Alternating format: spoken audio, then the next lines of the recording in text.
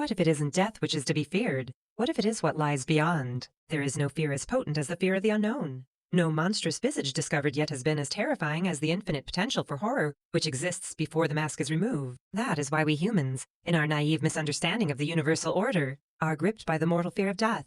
We think it the final frontier, the greatest imaginable unknown from whose penumbral shores no traveler may return. And so we cling desperately on to even the most dreary and anguished lives, suffering any known evil over our release into the beyond. But death is not to be feared because death is very well understood. We have witnessed it, caused it, measured and recorded it to the last dying spasm of neuronal flickering. Even as I lay dying, it seemed silly to me that I should be afraid of the emptiness which reason promised to expect. While I was alive, I wouldn't experience death, so there was no reason to be afraid now. When I was dead, I wouldn't be capable of experiencing anything, so fear still had no cause. That thought brought me great comfort as I felt the last erratic struggle from my heart against the inevitable conclusion I approached. It wasn't until I was finally drifting off to sleep that a final intrusive doubt bubbled in my brain. What if it isn't death which is to be feared? What if it is what lies beyond? And so troubled did I slip beyond mortal understanding, stepping into a world as far forsaken by reason as I was now from life. I was still in the hospital room, but the bustle of nurses and the beeping machines lost their opacity as though I was mired in swiftly descending dusk. It seemed as though every sound was an echo of what it once was, every sight a reflection. With each passing moment, the world was becoming less real. But all that sight and sound, all that being, it wasn't simply disappearing. It was transforming into a figure beside me. The less real my room became, the more real the figure was, until presently it existed in such sharp actuality that nothing beside it seemed real at all. His cloak was black. Not the color black, but its essence. It was as though seeing a tiger after a lifetime of looking at a child's crude drawing and thinking that's all a tiger was. Reality flowed around his scythe like a brush through watercolors, and I could see each elementary particle and time itself sunder across its blade. Surely this, I thought. This is why we were taught without words to fear death.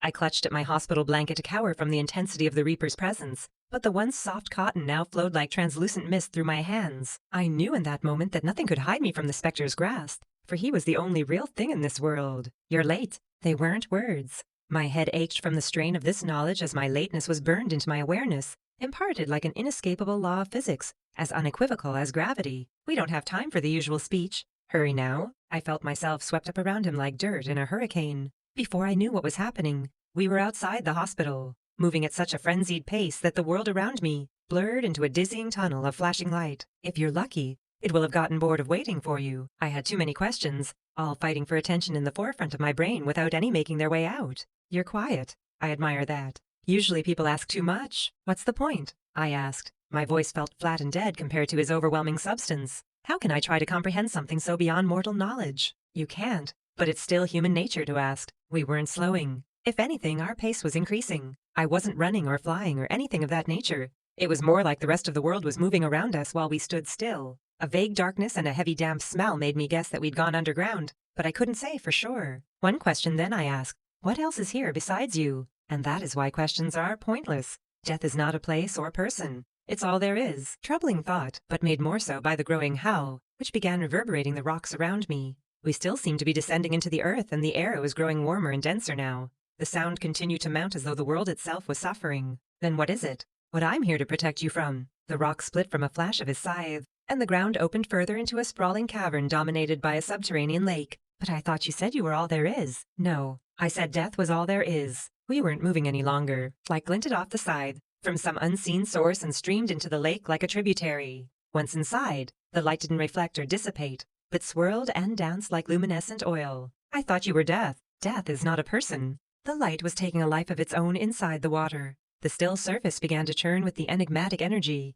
It took my scattered mind a long while to realize that I was the energy flowing into the lake. I still felt tangled up with the figure, but we now existed as a beam of light boiling into the water. I knew I wouldn't understand, but that didn't stop me from feeling frustrated. If death is all there is, then what is it? What was waiting for me? The water pressed in around me and I couldn't speak, although I could still draw breath somehow. It is here. Advertisements. Something was in the water around me. Hands grabbed me by the legs and began dragging me downward.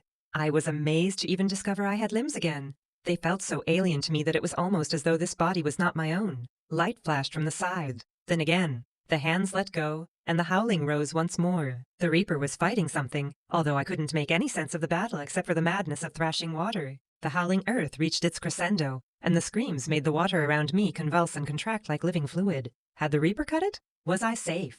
I began to explore my new body in the water, but just when I thought I was beginning to gain control, the hands clutched me once more. I lurched downward, struggling in vain against their implacable grip. What is here? I tried to shout against the suffocating liquid. What is happening? But I couldn't sense the Reaper's presence any longer. The heat was unbearable, but the cold depths the hands were dragging me toward was even worse. I became aware of a blinding light at the bottom of the lake, and though I struggled, the hands dragged me inexorably onward. I'm sorry. I couldn't fight it off. It seemed to be coming from so far away now. We will try again next time. The pressure, the heat, the noise, the hands dragging me into the blinding light. I closed my eyes and screamed.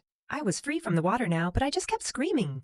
I couldn't bear to look at it, whatever had stolen me. Whatever was death but wasn't whatever even the Reaper could not defeat. Then words spoke. Real human words from a real human mouth. My senses were so distraught that I couldn't make sense of them. But I'm guessing they were something like, "Congratulations, he's a healthy baby boy." Most people can't remember the day they die, or the day they were born. I happen to remember both, and I know they are the same.